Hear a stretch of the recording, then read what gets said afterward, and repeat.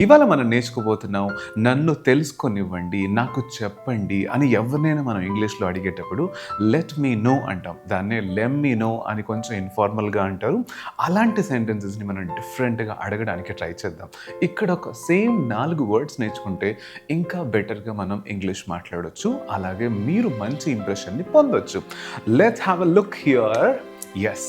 Keep me posted. చాలామంది అంటుంటారు నాకు అది ఇన్ఫార్మ్ చేయొచ్చు కదా. Of course keep me informed.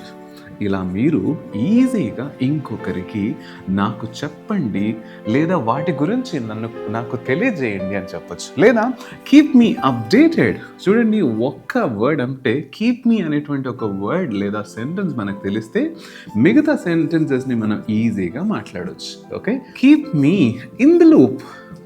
ఇలా 4 సెంటెన్సెస్ నేర్చుకున్నారు. ఇంకా బెటర్‌గా చెప్పాలి అంటే